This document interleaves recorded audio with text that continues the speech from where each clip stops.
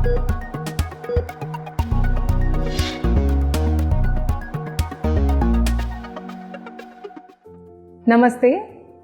आज हम कुछ ऐसे योगासन सीखने वाले हैं जो हमारी लंग्स की कैपेसिटी को बढ़ाएगा। आपको पता ही है कि वैसे भी हमारे लाइफस्टाइल के वजह से भी, किसी को पोल्यूशन की वजह से, और those who are asthmatic right, उनको बहुत प्रॉब्लम होती है, सांस लेने में दिक्कत होती है। तो मैं आपसे ये कहना चाहूँगी कि जो आसनास मैं आपको दिखाऊंगी आज करके, अगर आप उसको सही तरीके से प्रैक्टिस करेंगे रोज़ाना सुबह खाली पेट, तो आपको ज़रूर इससे फ़ायदा मिलेगा। तो जो फर्स्ट आसन है बहुत ही सिंपल है, मैं आपको दिखाती हूँ। उसको कहते हैं मकर आसन। इसके लिए आपको क्या करना है, पेट के बल लेटना है। आप बेसिकली कोशिश करिएगा कि सरफेस पे लेट सकते हैं। अगर आप ज़मीन पे लेटेंगे तो सही रहेगा आपके स्पाइन का पोजीशन। इसके लिए आपको दोनों पैर को मिलाना है और आपकी जो दो एल्बो है, कोनी है, उसको ठीक आगे ऐसे रखना है चिन के पास, ठीक है। और पैरों को बाहर की ओर ऐसे खोल देना है। आपकी जो एड़ी है कोशिश करना है कि वो मैट पे ही रहे, और दोनों एल्बोज को जितना आगे तक आप रख सकते हैं, और आपको चिन ऐसे रख के आपको नॉर्मल सिर्फ सांस लेना है और छोड़ना है। आपका पूरा फोकस आपकी ब्रीदिंग पे होना चाहिए। इस पे आप जल्दबाजी नहीं करेंगे, और इस पोस्चर पे कोशिश करेंगे कि आप 10 सेकेंड्स 20 सेकेंड्स रुक पाए। इसको आप एटलीस्ट 3 राउंड करेंगे 10-10 सेकेंड्स के, ठीक है। तो फिर देखते हैं। ओके, तो अब जो हमारा दूसरा आसन है उसको हम भुजंग आसन बोलते हैं, कोबरा पोज।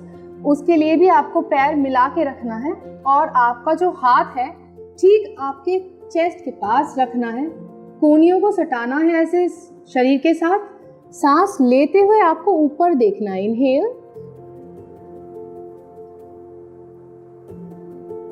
सांस छोड़ते हुए धीरे धीरे नीचे आना है।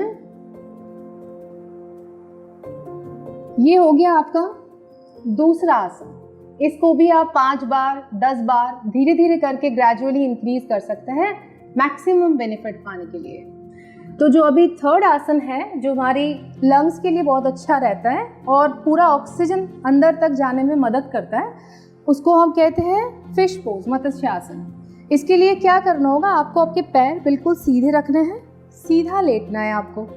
आपका जो हाथ है आपके हिप के नीचे रखना है, और जैसे आपने हिप के नीचे रखा, आपका जो क्राउन एरिया है उसको आप कोशिश करेंगे मैट पे रखते हुए आपका लोअर बैक को ऊपर रखना है। एक बार आप देख लेंगे कि मैं कैसे कर रही हूँ।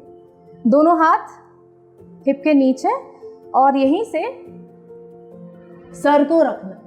दोनों पैरों को मिलाते रखना है, और यहीं से लंबा सांस लेते रहना है, लंबा छोड़ते रहना है। धीरे धीरे वापस आना है इसी पोज में एंड रिलैक्स करना है।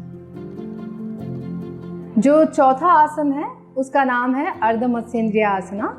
उसको करने के लिए आपको ऐसे बैठना है, एक पैर को ऐसे फोल्ड रखना है और इस पैर को इसके साइड में रखना है, और जो हमारा ऑपोजिट आर्म्स है उससे आप इसके एड़ी को पकड़ने की कोशिश करेंगे, और ऐसे में आपको पीछे देखना है मैक्सिमम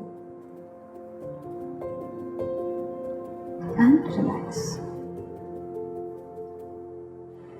जो पांचवा है उसका वो एक्चुअली प्राणायाम है, बहुत ही इफेक्टिव है हमारे लंग्स के लिए, और उसको खाली पेट ही करना है आपको। तो जो प्राणायाम का नाम है वो वस्त्रिका प्राणायाम है। इसमें क्या करना है कि आपको बिल्कुल सीधा बैठना है। आपका जो कमर गर्दन है वो सीधा होना बहुत ज़रूरी है, और जब आप सांस ले रहे हैं तो लेना और छोड़ना दोनों इक्वली स्पॉन्टेनियस वे में होता है। देख लीजिए कैसे करते हैं।